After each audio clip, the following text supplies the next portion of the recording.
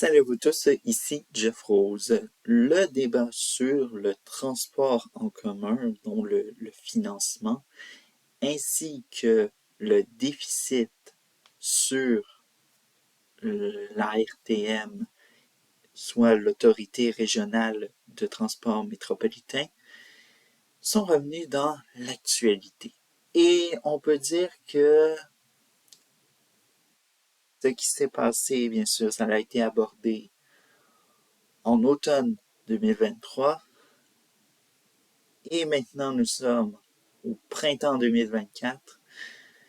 Rien ne semble bouger bizarrement.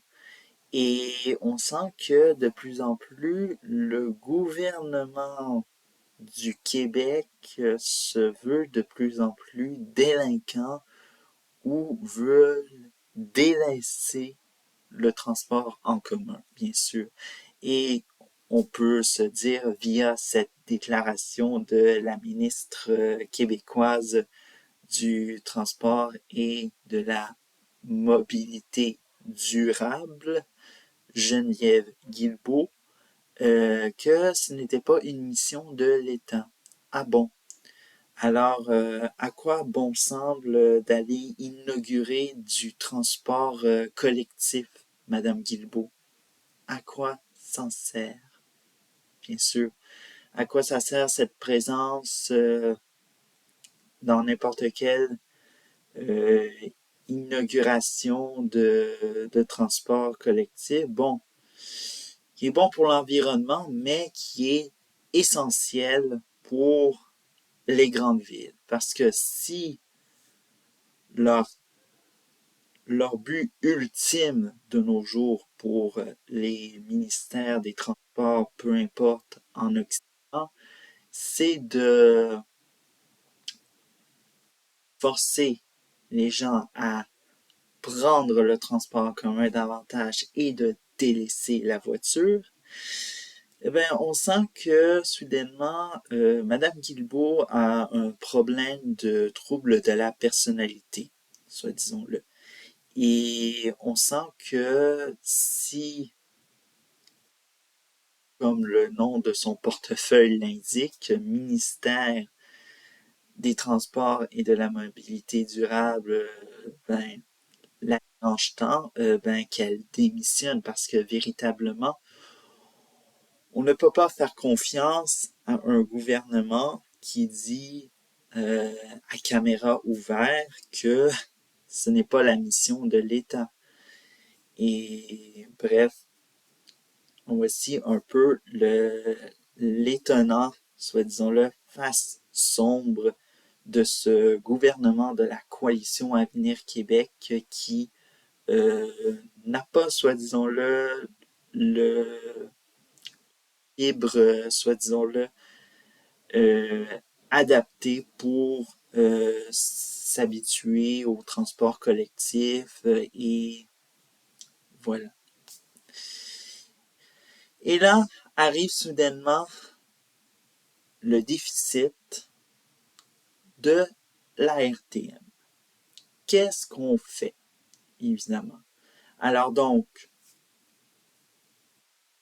ré récapitulatif de ce qui s'est passé en automne 2023, on apprenait que le gouvernement québécois ne voulait plus éponger la facture du déficit, les villes ont sonné l'alarme, bref, on tente par tous les moyens de se, de se renvoyer la balle en disant que c'est la faute de lui, c'est la faute de l'autre, bref, etc. Mais on sent que de plus en plus, le gouvernement du Québec oublie qu'il a une responsabilité dans le fonctionnement de la ARTM. Parce que si vous allez sur le site Internet et que vous cliquez sur Gouvernance, on peut constater que le gouvernement du Québec a un rôle essentiel, non seulement dans le fonctionnement, mais dans la structure de la gouvernance de la RTM. Et malheureusement, le gouvernement du Québec essaye de dire, en faisant semblant que ils n'ont aucun rôle dans la ARTM, alors qu'ils en ont un. Et bien sûr, c'est à c'est au gouvernement du Québec de s'asseoir avec les gens qui ont un rôle important dans la RTM, de s'asseoir ensemble et de trouver des solutions pour le déficit, parce que sinon, c'est un débat qui sera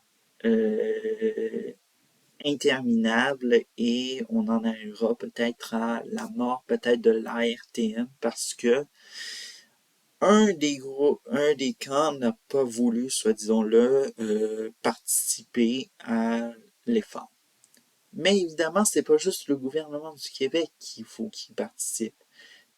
Si les maires et mairesses et bien sûr les autres membres indépendants qui sont associés à la RTM s'asseoir aussi. Et bien sûr, de faire attention peut-être à chaque dollar qui est dépensé. Hein. On a par exemple eu cette nouvelle en disant que le maire de Laval, Stéphane Boyer, a, soi-disant-le, dépensé